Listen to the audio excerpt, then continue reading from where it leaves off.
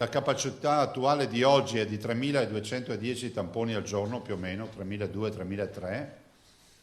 Noi pensiamo adesso con il nuovo progetto che vogliamo fare che le microbiologie del Veneto ne facciano almeno 11.000 al giorno, cioè moltiplichiamo di molto. L'obiettivo è ambizioso ma irrinunciabile, quello di quadruplicare i tamponi sulla popolazione dandosi precise priorità.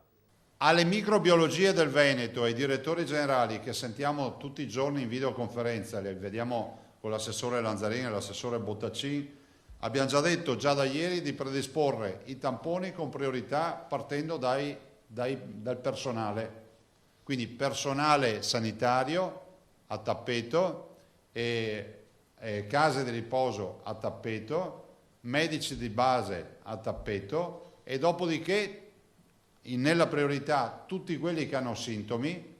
Ai nuovi tamponi si aggiungono quelli portati avanti dal dottor Crisanti dell'Università di Padova in via sperimentale circa 10.000, ma la regola per il governatore è una sola. Più casi isoliamo, più sicurezza creiamo.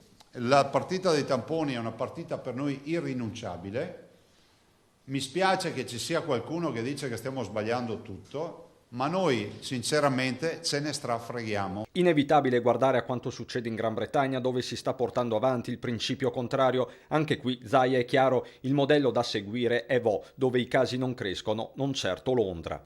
Quello di Johnson, che io non condivido, ma è un modello scientifico, che è quello dell'immunità di gregge. Uno dice muoiono tutti quelli che devono morire e dopodiché avremo tutti le... Sì, però noi a queste stragi qua non vogliamo partecipare eticamente e moralmente, per cui qui da me in Veneto un cittadino mi ha chiesto lei dovrebbe fare come Johnson. Io dico si trasferisca alla residenza perché è nel posto sbagliato. E non manca nemmeno un riferimento all'Organizzazione Mondiale della Sanità. La razione K per affrontare questa emergenza era rappresentata da respiratori, mascherine e ossigeno.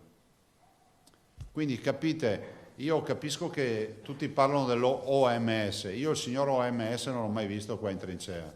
Allora leggiamo bene tutte le carte del signor OMS, siamo rispettosi delle istituzioni, ma dalle nostre parti si dice che scarpe grosse e cervello fino. Noi andiamo avanti con i tamponi cercando di dar modo ai cittadini per quanto possibile di metterli in sicurezza. Sul fronte della sanificazione la Regione ha consigliato ai comuni di spargere acqua più varichina al 5% nelle strade, la stessa Coldiretti ha dato la propria disponibilità per l'uso di trattori, intanto si stanno allestendo gli ospedali di supporto previsti dal piano regionale straordinario, la tempistica è serrata. Noi siamo a buon punto, abbiamo 236 squadre operative sul campo, non solo negli ospedali, negli ex ospedali, ma anche a supporto degli ospedali operativi come supporto per il pre-triage, per il montaggio tende.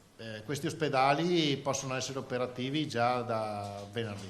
Altro nodo riguarda le case di riposo, sempre più sotto stress. Anche in questo caso, come per gli ospedali, è partito l'appello al personale in pensione e al volontariato. Abbiamo chiesto anche al volontariato di capire che disponibilità, se si dovessero verificare situazioni in cui non riescono più a garantire il servizio perché c'è troppo personale positivo.